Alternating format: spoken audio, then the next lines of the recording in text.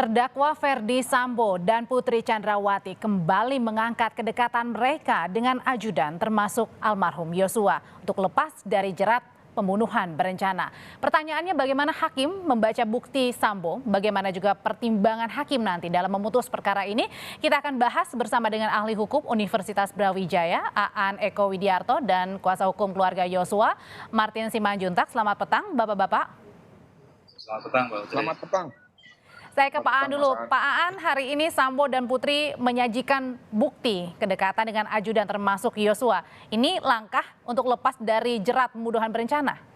Ya, kalau lepas itu kan seharusnya membuktikan bahwasannya pasal 340 dan pasal 338 itu tidak memenuhi, tidak terpenuhi unsurnya. Itu bisa lepas kalau begitu. Tapi kalau hanya menyodorkan foto-foto seperti itu ya, apalagi tidak ada uraian dan sebagainya, ya tentunya akan jauh ya, dari pemenuhan unsur 380 dan 338 gitu. Jadi ini menurut saya terlalu jauh kalau dikaitkan dengan lepas dari dakwaan ini. Tapi rasanya, kemudian, ya silakan Pak Aan. Foto-foto itu bisa saja nanti ini dimaksudkan untuk meringankan atau tidak sampai ke 340 karena mungkin yang diharapkan adalah dekat, tidak mungkin membunuh dan sebagainya. Tapi kan hakim tidak hanya bisa melihat dari satu unsur maksud itu saja ya. Namanya pembunuhan itu kan sudah satu perbuatan yang dibuktikan. Nah, tapi Pak Aan mungkin di sini yang ingin diperlihatkan adalah kemesraan tentang Sambo, Putri, dan Yosua seolah-olah tidak terjadi apa-apa sebelum pembunuhan, terutama dari Magelang sampai ke Jakarta Duren 3. Ya, ini justru yang kemarin saya melihat ya, ada satu hal yang agak aneh gitu, mulai dari Magelang sampai Jakarta. Satu adalah senjatanya di situ. Kemudian yang kedua ya, orang dari Magelang yang tugasnya di Magelang dibawa ke Jakarta. Nah, kalau dari sisi perencanaan kemarin ini bisa saja nanti ditafsirkan oleh hakim bahwasannya ada perencanaannya sudah dari Magelang gitu. Nah, ini kan kita bicara perbuatan yang terjadi ya pada kurun waktu akhir. Tapi dengan foto tidak bisa dibantah ya kalau tadi dengan foto? Oh, tidak bisa. Itu kan masa lalu kan. Tanggalnya dari sisi waktu itu kan juga sudah sangat berbeda ya. Masa lalu tentunya berbeda dengan pada saat kejadian. Jadi itu tidak bisa terkait langsung ya, apalagi bukan terkait dengan pembunuhannya begitu. Bang Martin, tadi kan banyak sekali foto-foto yang ditunjukkan kedekatan Sambo, Putri, dan Yosua. Bahkan tadi juga ada salah satu bukti juga yang diperlihatkan. Salah satunya adalah video suap-suapan. Itu menandakan ingin terjeratkah untuk lepas dari pembunuhan berencana, Bang Martin? Gak ada nilainya itu, Mbak Audrey. Kenapa sih bilang gak ada nilainya? Itu juga nggak jelas ya. Itu masuknya apa? Print out dari bukti elektronik atau bukti surat? Nah, yang kedua, itu membuktikan apa? Kalau cuma membuktikan kedekatan, saya pikir udah banyak kok yang beredar di dunia maya ya. Fotonya Sambo lagi foto bareng bersama ajudan ada 8 orang. Fotonya Putri merayakan hari ulang tahun udah banyak, nggak perlu dibuktikan lagi. Nah, namun ada yang kurang fair ya menurut saya ya, yang disampaikan oleh para penasihat hukum Sambo ini. Itu foto-foto itu diambil tanggal berapa aja kan nggak disampaikan. Tapi bukannya dianggap menjadi bermakna ketika itu menjadi bukti untuk meringankan diserahkan ke hakim? Hanya ada di angan-angan Febri Diansah saja itu bisa bermakna. Kalau ini kan termasuk dalam pembuktian untuk kesempatan ada. Meringankan, Bang Martin. Nggak ada nilainya. Nah, nggak ada nilainya. Menurut saya aneh itu dia memberikan ya, mengajukan bukti foto ya. Yosua sedang dugem ya sama Daden. Nah, saya tidak tahu ini membuktikan apa. Apakah membuktikan orang yang pergi ke klub malam itu bisa dibunuh? Ya. Nah, kalau begitu nalar pikirnya berarti Daden harus dibunuh juga. Mungkin ini ingin memperlihatkan sisi lain dari Yosua. Iya, berarti kan Daden kan juga pergi bareng Yosua. Berarti Daden layak dong dibunuh juga secara berencana. Kalau untuk bukti mungkin menjadi kenakalan seorang laki-laki mungkin? Nah, sekarang itu menarik. Berarti Daden nakal juga ya. Nah, dan saya juga tidak yakin yang namanya Arman Hanis, ya, Rasmala, Febri, Sarmauli, dan Berliana Simbolon nggak pernah ke klub malam. Coba tanya mereka suruh jujur. Dan yang lebih menarik lagi nih, ini bisa menyinggung perasaan ataupun kemarahan dari salah satu rekan senior loh yang pernah mengatakan kalau digugat cerai oleh istrinya, satu saja yang diminta, jangan diminta. Apa itu? sahamnya di salah satu klub malam katanya, karena saya ingin bergoyang sampai saya meninggal.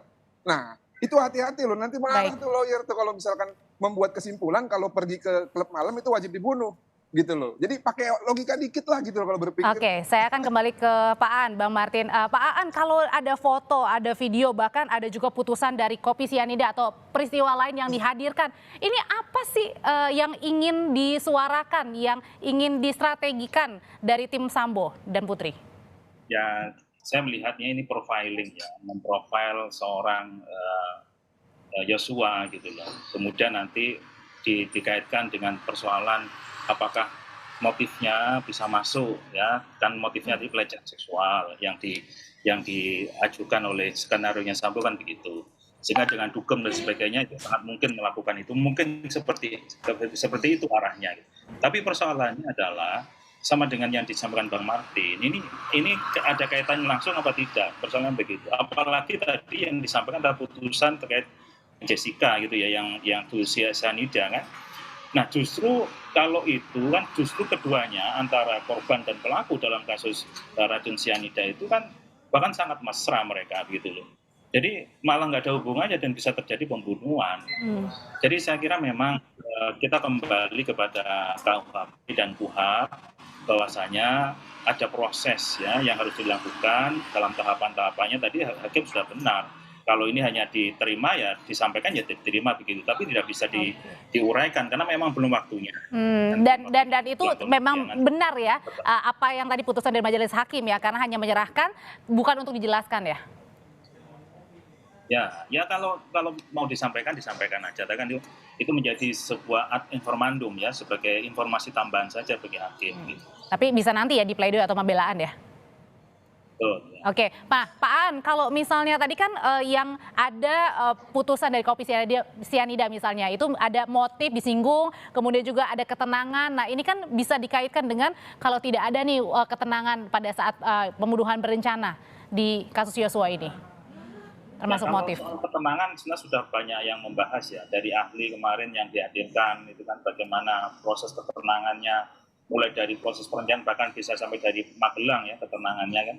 Tinggal main badminton dulu kurang tenang apa gitu, membunuh tinggal main badminton dulu, rasanya itu kan sudah sangat tenang, bahkan bisa bisa memilih eksekutornya ya, dari Regi Rizal nggak jadi kemudian ke Baradae, itu kan kurang tenang bagaimana gitu.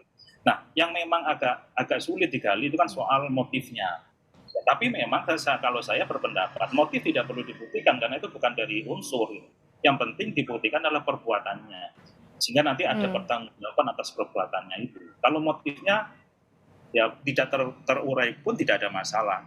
Karena untuk masalah ini yang dikatakan pemerkosaan sesuai dengan skenario, itu kan seharusnya ada visum sebagai bukti surat yang utama lah begitu. Dan ini tidak ada kan. Ya terus bagaimana? Kemudian juga ada yang janggal.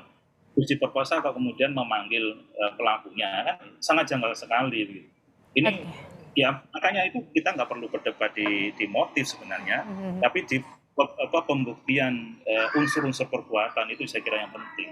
Oke, saya kembali ke Bang Martin. Bang Martin, selain tadi foto-foto, kedekatan, video, termasuk juga ada pembuktian dari kasus yang lainnya. Sebenarnya ini apa sih yang ingin dicari dari tim Sambo dan Putri? Ya, sayangnya kan memang hari ini agendanya bukan pledoi ya. Kalau agendanya pledoi mungkin kita bisa mendengar seluruh uraiannya gitu. Jadi kita bisa melihat apa sih kira-kira garis-garis besarnya yang ingin mereka buat dalam satu pembelaan.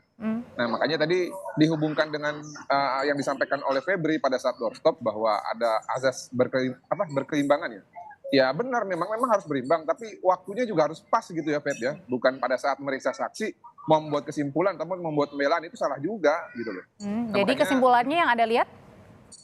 Kalau menurut saya belum bisa kita simpulkan, tapi masih dalam satu rangkaian konsep pembelaan yang sama, yaitu mau melakukan victim ataupun mau memprofil bahwa Joshua ini adalah orang yang jahat, ya, orang yang cabul, yang layak dibunuh, ya. Lalu memprofil bahwa kliennya itu baik Putri maupun Sambo adalah orang baik, ya, hanya karena emosi gitu ya. Lalu mau memprofil bahwa kejadian ini itu tidak direncanakan, tapi hanya spontan ya, sehingga nanti yang divonis adalah pasal 338. Nah, kalau pasal 338 yang divonis ini sebenarnya bukan hanya Sambo yang diringankan, ya, tapi Putri Chandrawati, Ricky Rizal, dan juga Kuat Maruf wajib bebas. Karena nggak ada spontan yang melakukan baik. perencanaan itu nggak ada. Oke. Ya, makanya menurut saya itu kan kembali lagi ya, saya ulang, itu angan-angan mereka. Tapi faktanya dari pembuktian dan juga surat dakwaan yang disampaikan oleh jaksa, baik melalui saksi, ahli, surat, dan juga Baik. bukti-bukti yang lain, saya lihat sih sudah mengerucut ya, 99% terbukti 340. Ya, Demikian. masih meyakinkan untuk pembunuhan berencananya meskipun tadi dihadirkan bukti-bukti baru dari Ferdy Sambo dan Putri Chandrawati. Terima kasih kuasa hukum keluarga Yosua Martin Simanjuntak dan ahli hukum dari Universitas Brawijaya Aan Eko Widiarto yang sudah bergabung di Kompas Petang. Saya selalu Bapak-bapak.